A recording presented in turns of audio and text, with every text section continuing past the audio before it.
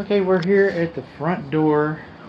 We're looking up at our transom, our semicircular transom light, and we see some separation between the transom light frame and the brickwork. And right here, above this, in the front entry, the front portico, okay, we got some loose bricks above our keystone right there.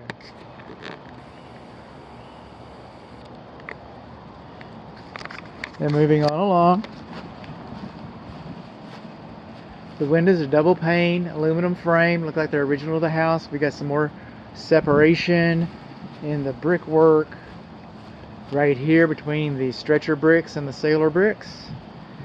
And bushes kind of touching it. We got a little gap in the mortar right there. Kind of moving on along. Bush touching the structure right here. Rain gutter does not discharge water far enough away from the structure, and we've got some negative drainage over there. We see the condensing unit leaning towards the house.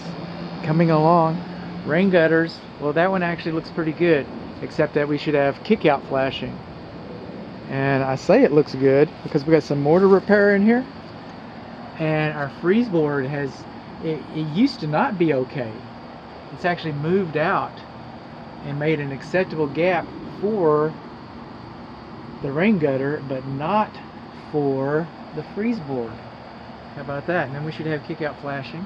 And then if we take that freeze board and we look up here, we see that there's quite a bit of separation on that freeze board as well. So there we go. This is how we do it. And we zoom in. Meta. Okay. So then we move on along. It's kind of moist right here. We got level grading and drainage. Rain gutter does not discharge water far enough away. Negative drainage over there. Moving on along. Not so much on this one, but not so much on this one, but more on the other one. I'm going to show you some separation. This is the kitchen vent. This siding is worse for wear. It's worse for wear. We've got some dilapidated, deteriorating sliding right in here. Then we got some moisture damage. Doesn't look like termites. This seam was never done right.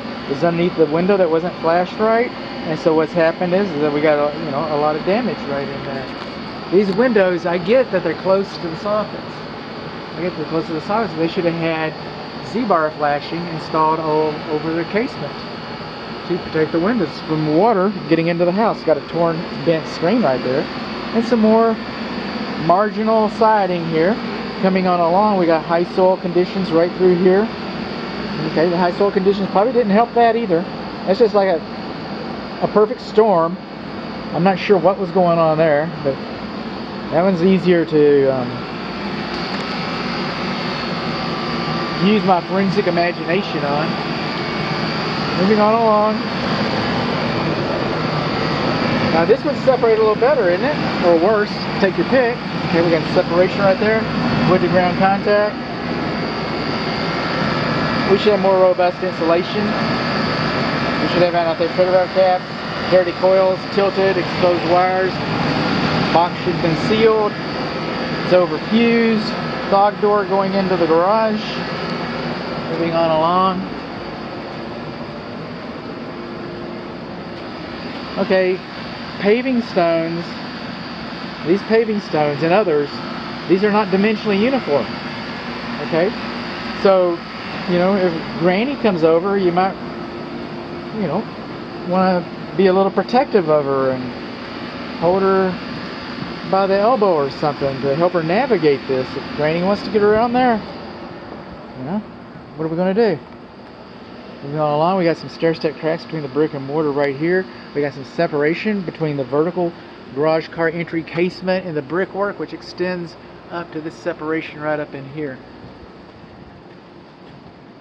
Moving on along, we got some high soil and debris right in there. Our main electric conduit has been disconnected while we're out here running around like chickens. This is our gas meter out here in the alley.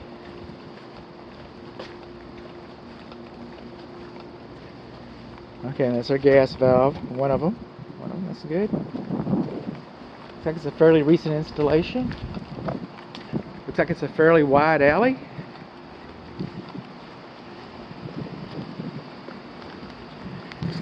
Satellite dishes should not be installed directly to the roof covering.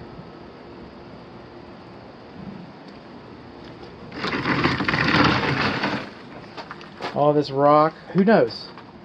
All these bricks, who knows? High soil, debris, planting pots, who knows? What can we do here?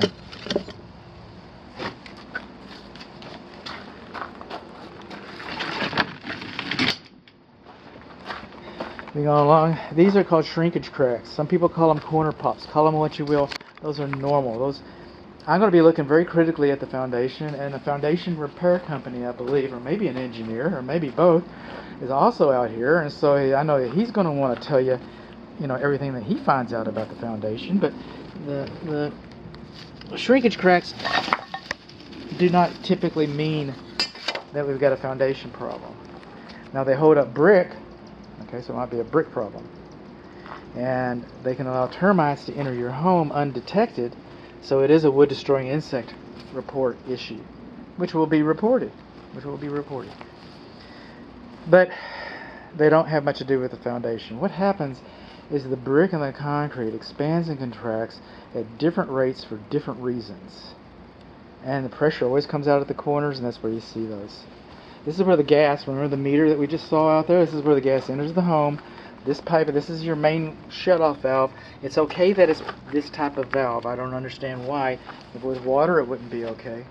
And you think gas would be, that's what you would think. But nonetheless, parallel is on, perpendicular is off.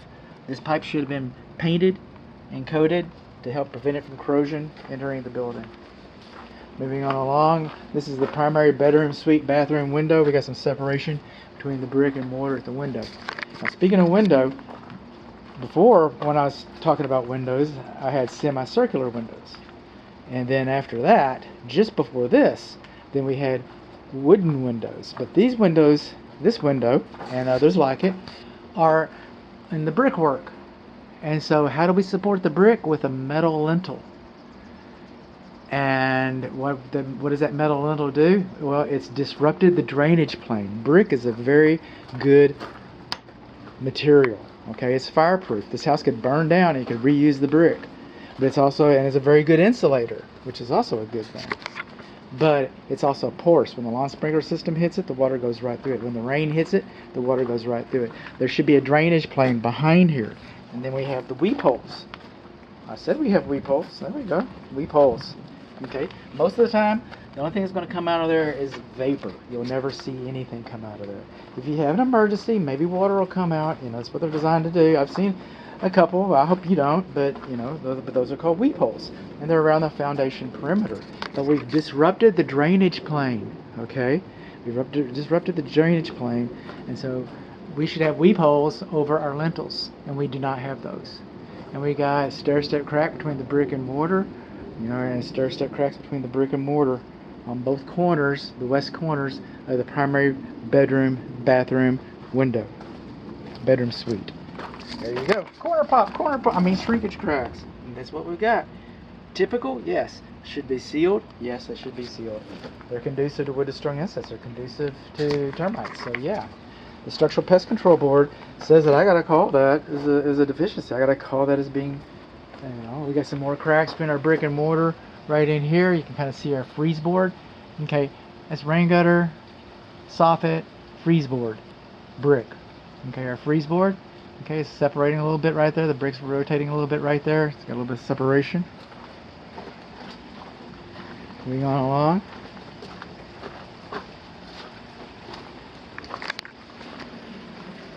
Little bushes touching the house. We're missing a lot of screens. We got some gaps between our window frame and the brickwork. Another crack stretching up here. We got a dangling participle right up there. Okay, let's see, get a picture of that. But our motion detector or our light sensor or whatever, the little spy cam is just hanging loose. It's just hanging loose. So moving on along. These trees are precariously close to the roof covering. Touching it? No. What about when it rains? What about it rain? It's touching the roof there. I get it. They want as much of a canopy as they can get. Don't want to cut my tree. Don't want to cut my tree, man. I get it. I get it. If it rains, do you think that's going to touch the roof? I think it's going to touch the roof. That's what I think. Okay. Well, moving on along. High soil. That could almost be wood to ground contact. Lawn sprinkler heads are not supposed to be closer than 4 inches to the structure. They're not supposed to be that close. Moving on along, on along, on along. On our patio, we got a little bit of a chip right over here.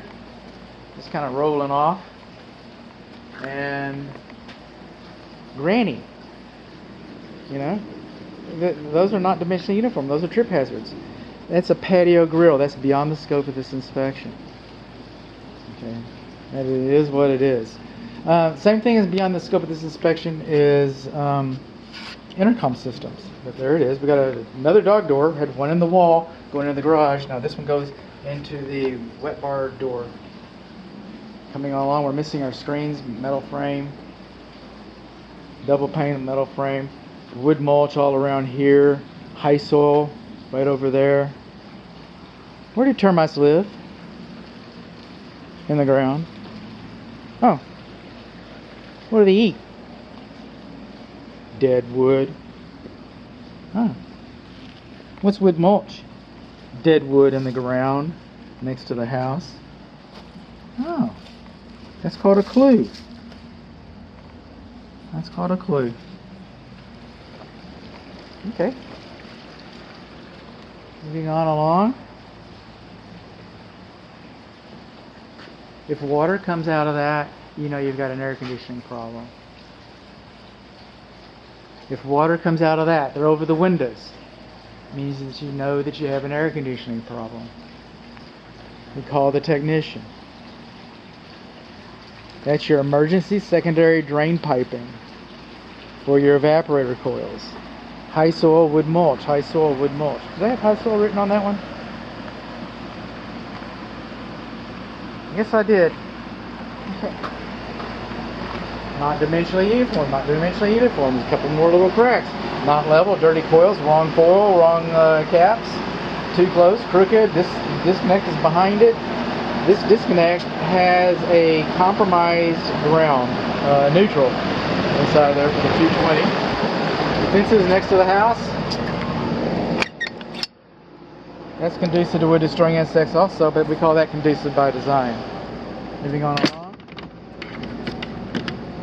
I'm going to take my word for the other one.